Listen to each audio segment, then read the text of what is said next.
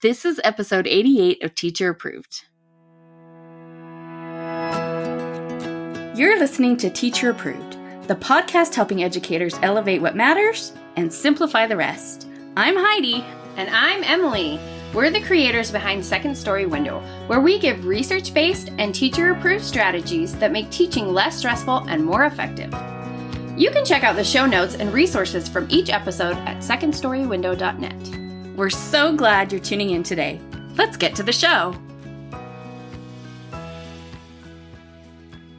Hey there! Thanks for joining us today for Teacher Approved Tips, a special series from the Teacher Approved podcast. Every Thursday, we bring you a weekly bonus episode highlighting new and favorite teacher-approved tips from us and other amazing educators. Our first tip is create a secret handshake for your class. As we mentioned in Monday's episode, it's important to proactively build your classroom community at the beginning of the year.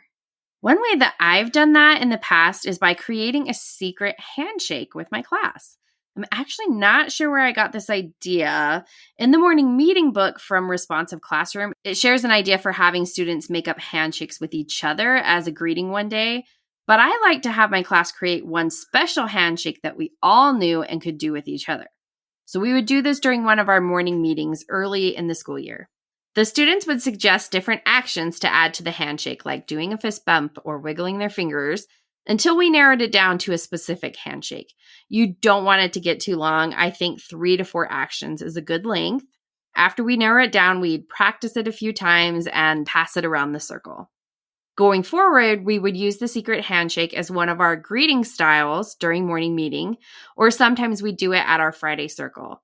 At the end of the day, every day, I like to stand at the door and say goodbye to students by letting them choose a hug, a handshake, or a high five with me on the way out. So they could do a regular handshake or our secret class handshake. There are a lot of other variations you could add to that hug, handshake, high five thing too, if you want to incorporate that into your day. I love having a personal moment with each student as the day comes to a close.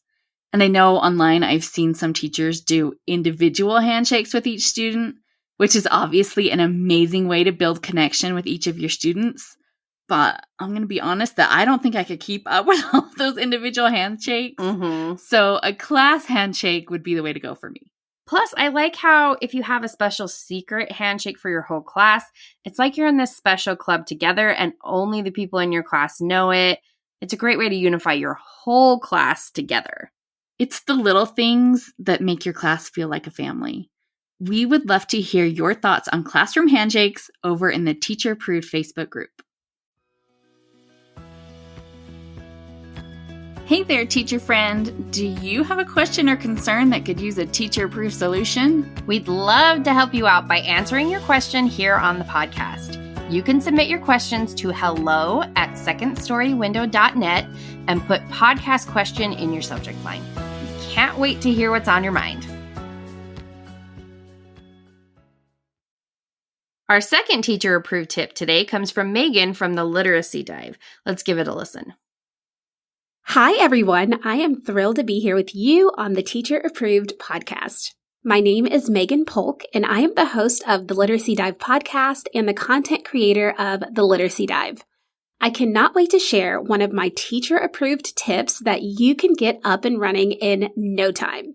I want to stress how important it is to embed writing into your schedule every single day, even if it's only for a few minutes. I noticed a few things year after year.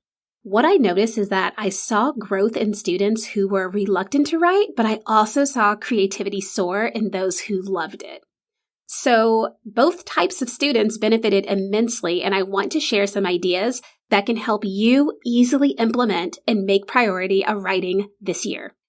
Now, I might be dating myself here, but when I was in school, we had something called DEAR Time, DEAR, and it was an initiative to help all students across the whole entire school value reading. We were able to pick up any type of text. We were able to explore any genre we wanted for a very, very short amount of time, but that's what we could do with Drop Everything and Read. So this got me thinking about a practice that I knew I wanted to do when I became a teacher. I definitely implemented Dear Time because I know how impactful that was for me, but I also implemented Drop Everything and Write. So very similarly, this is a spontaneous activity. It's going to allow writing to enter your classroom in a very stress-free but fun and exciting way. Students get free choice, and when you give them free choice, you already automatically get their buy-in because it's not forced. And this time is self-selected, so they're able to do free writing. They can finish a past writing. They could also use inspiration pulled from your writing center, maybe writing a recipe, making a card, writing a letter, all of those genres that we typically don't have coming through our classrooms every single day, but they're definitely still important to explore. So I saw this connection between Drop Everything and Read and Drop Everything and Write, and together, this just made for a really exciting time in my classroom. So with Drop Everything and Write, you could also allow for partners with this. So maybe a pair of students are working on a piece of writing together. This is a great time to allow for collaboration in the middle of your day at a very spontaneous time, and your students are going to love being able to drop whatever they have and go and write. This time could also be used to incorporate writing activities, which are more specific, but it's just enough time for students to get some interaction with paper and pencil or a device if that's what you use, and be able to practice various writing skills. This bite-sized writing has so many benefits, and you can focus on a variety of writing skills or genres without students even knowing it.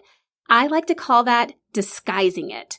It's truly the best because your students will get the practice they need, and it will not feel like writer's workshop or your writing block. Your students will be begging for the drop everything and write time. Now, I know you're probably thinking, whoa, like what is this going to look like? How is this going to be managed if I just say drop everything and write and the students are running everywhere and going everywhere and grabbing all the materials and this and that?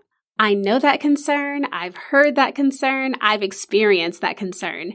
So on the flip side to free write and just having students write about whatever they want, I do find that sometimes having a structure, but still plenty of time for student creativity is actually the perfect combo. Essentially, you would have an activity that's already prepared, ready to go for your drop everything and write time.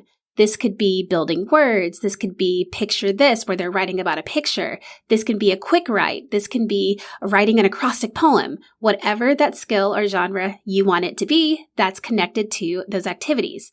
So at this time, when you call drop everything and write, your students are going to know to get a pencil and to be ready to see what their creative writing activity is. So to help with that, I have 6 free writing activities that are pulled out of different collections from the Daily Writing Disguise, and I put them into a small sampler pack.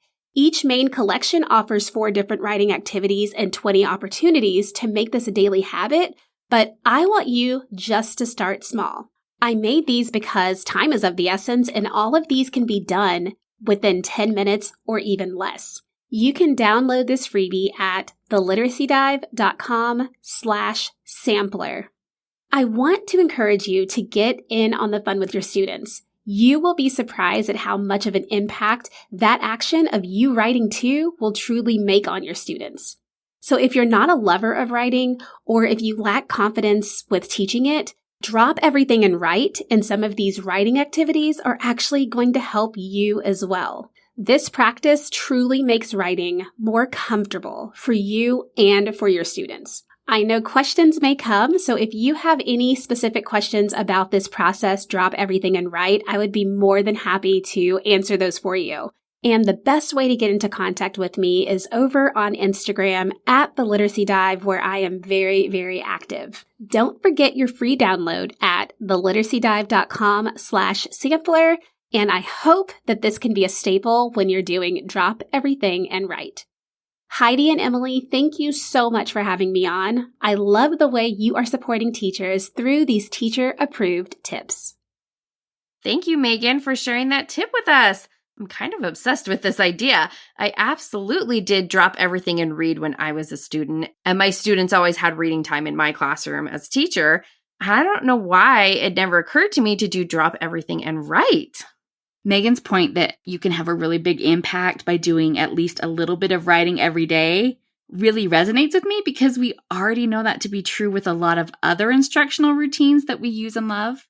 It makes perfect sense that making writing a priority with even just a few minutes of time every day will really move the needle on your students' writing skills and help them build a love of writing. And I love how you can do this as a completely open, free write time, or give them a little guidance with a daily creative writing task. Be sure to check out Megan's generous free sampler of activities at the link in the show notes. And you can connect with Megan on Instagram at The Literacy Dive and tune into her episodes on the Literacy Dive podcast. That's it for today's episode. Try making a secret class handshake and remember Megan's teacher-approved tip to include drop everything in write time in your daily schedule. We hope you enjoyed this episode of Teacher Approved. I'm Heidi. And I'm Emily. Thank you for listening. Be sure to follow or subscribe in your podcast app so that you never miss an episode. You can connect with us and other teachers in the Teacher Approved Facebook group. We'll see you here next week. Bye for now. Bye.